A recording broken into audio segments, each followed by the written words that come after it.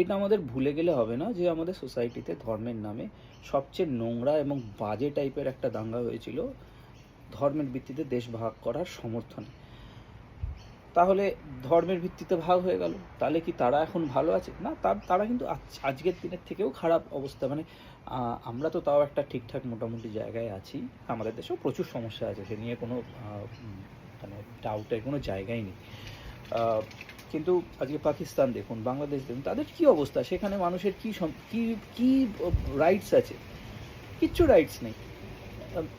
Similarly আমাদের দেশে যদি আবার সেই জিনিসটাকেই একটা চাপা ধর্ম উদারতার জায়গা থেকে আমরা কখন এক ধর্মের পরিপন্থী হয়ে গেছি, সেইটা কিন্তু অবশ্যই ওই বাইনারিরই একটা অংশ। এটা ভালো, এটা খারাপ। তো এই বাইনারিটা সেট হতে হতে হতে হতে না, আপনি যদি কোনো একটা সমষ্টিগত মানুষকে ভুল করছে, হ্যাঁ ঠিক আছে বাবা, সেই সুয়োরানি দুয়োরানির গল্প আমরা ছোটোবেলায় পড়েছিলাম, তাই না? তখন আমরা কি শুনেছিলাম যে দুয়োরানি কী করতো, তার ছেলের ভুলগুলোকে কোনোদিনও শুধরে দিত না। হ্যাঁ বাবু তুমি খুব ভালো, সরি সুয়োরানি দুয়োরানি না, ওটা কোনো একটা গল্প যেখানে মাসি তার বোনের ছেলেকে মানুষ করতো, কিন্তু তার কোনো ভুল শুধরে দিত না। সে একদিনকে খারাপ কাজ করতে করতে করতে করতে এমন জায়গায় যায়, তাকে পুলিশ যখন নিয়ে চলে যায়, মাসির কানে সে কামড়ে দিয়ে চলে যায়। তো পলিটিশিয়ানরা কিন্তু এই সেই খারাপ মাসির মতনই কাজ করে এসছে। আমি কোনো এক দলের পলিটিশিয়ানকে বলবো না, সব দলই।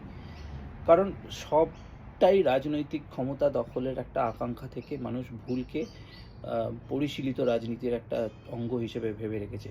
যেটা হওয়া উচিত ছিল ঠিককে ঠিক এবং ভুলকে ভুল বলে মানুষের কাছে তুলে ধরা। কিন্তু ওই যে আমরাও একটা নিজস্ব কনফার্মেশন বায়াসের সবসময় শিকার হয়ে যাই, যে কারণে আমরা মনে হয় যেন এই দল ঠিক বলছে মানে আমি এর সমর্থক, ও দল ঠিক বলছে মানে ওর সমর্থক।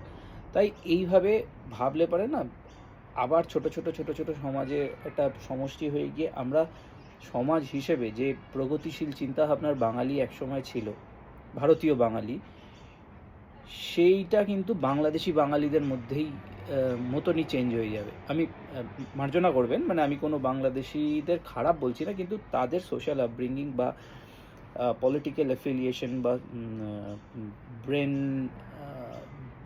ব্রেনের যে ইন্টালেক্ট ন্যারেটিভটা যেভাবে মানে তৈরি হয়েছে সেই দেশের ধার্মিক চিন্তাভাবনার জন্য, অতিরিক্ত ধার্মিক চিন্তাভাবনার জন্য, সেইটাকে তার সমস্যার দিকগুলোকে তুলে ধরে এই কথাগুলো বলছি। এর মানে কিন্তু এ নয় যে বাংলাদেশি